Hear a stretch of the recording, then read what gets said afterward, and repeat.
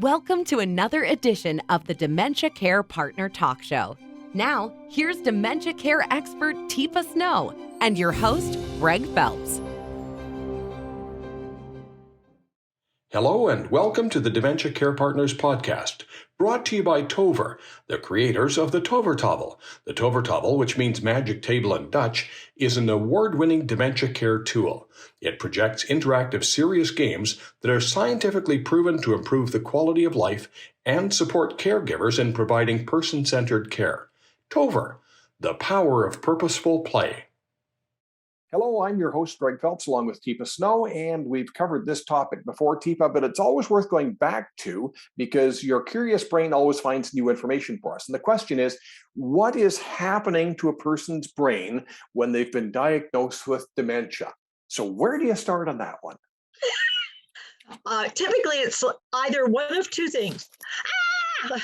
Oh, I knew it. I just knew it. Sort of a fright, and then I knew it, a grieving. I move immediately into a grieving because I already knew it. Or, I don't believe that. That's not true. That is not what's going on here. I want a second opinion, which is flight and fight, because I just can't buy that this is really what's happening. That's ridiculous. So classically, if it's truly the first time I've been confronted, and I'm going to say confronted with this reality of I have this thing that's not fixable, depending on what my knowledge about it is, that would be a reasonable reaction to that idea that I have something that's going to progress, continually modify my brain, change my abilities, affect all my relationships, rob me of independence, and frankly, change everything in my life. I mean, this is not sort of like, oh, you've got a pimple. No, I've got a life-changing condition here. And so, part of what I'm doing is reacting to something that we all hope doesn't happen, and then having to find out that, well, it's for me. Are we all the same? If I've been given a diagnosis of dementia, is my brain reacting exactly like somebody else's, the 10 other people? Absolutely not. It's got to be a unique reaction because your brain was in a unique place. And some of it depends on whether or not you have damage in a certain part of the prefrontal cortex that allows you, literally allows you to be able to see your ability shift and change and know whether or not you're changing. So if you have damage in that area, you have absolutely no awareness that you're changing. And so this diagnosis doesn't make any sense. That's ridiculous. I don't have dementia. I may have a little forgetfulness, but everybody has that.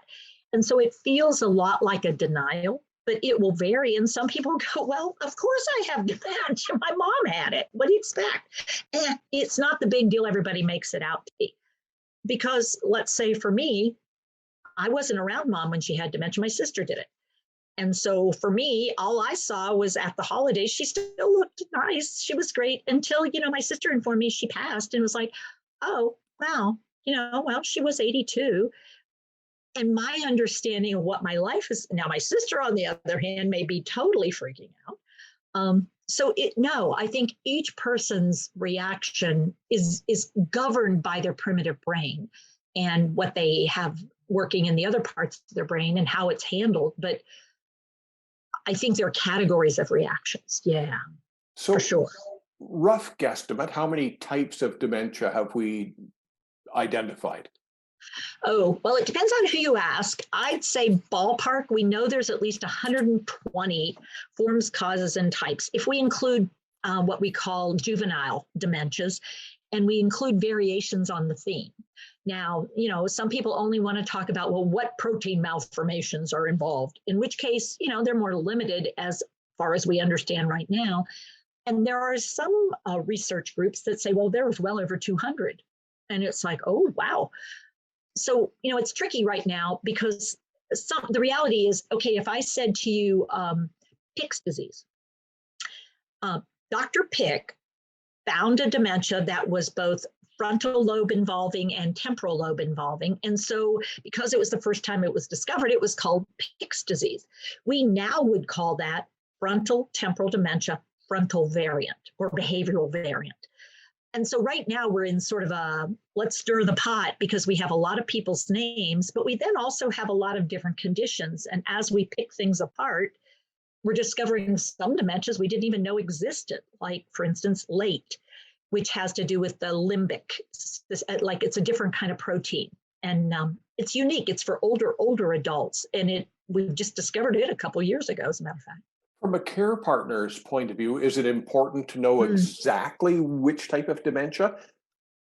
I think it's important to have a handle on at least some of the types of dementias because their symptoms are so unique and different, and the progression patterns are so unique and different that you want to be able to sort out what's dementia, what's delirium, what's anxiety, what's depression, and what's the start of a second dementia, or maybe something very different that our brain needs to wrap itself around so that we can be the right kind of support for somebody. So, I mean, for instance, Lewy body dementia, it has one of its calling cards is you don't sleep very much. Well, if my goal is to get you to sleep and I keep trying lots of meds to do that, I may in fact make some other symptoms incredibly problematic for both of us, including falls or fractures or head injuries or perhaps inability to move, and that might not get better. So it's the kind of thing, wow, boy, do I want to know what sort of dementia I'm looking at here, because with vascular, I mean, it could stay the same for quite some time. So if I'm waiting for the next shoe to drop, I could be becoming anxious or depressed because they aren't changing that much. And it's like, well, maybe we could just find some stability here because that's the kind of dementia we have, which is unique. It sounds to me like if I'm just going through or entering this process, I should maybe talk to somebody and get some ideas.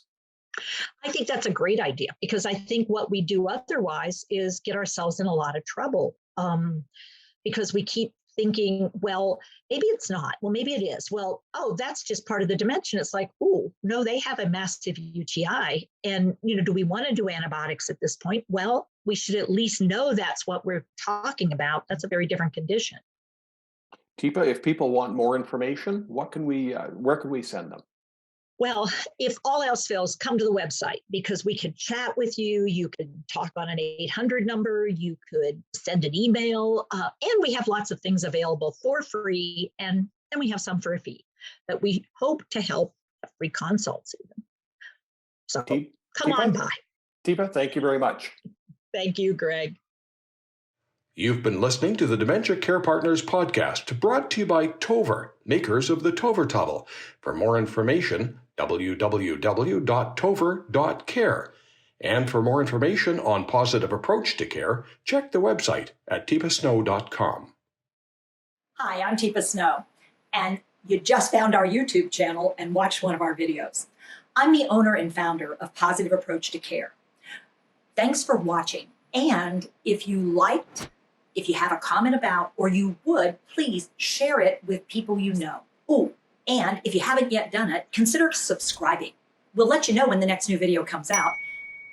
And you might want to visit our website, www.teepasnow.com, where you'll find other resources as well. See you there.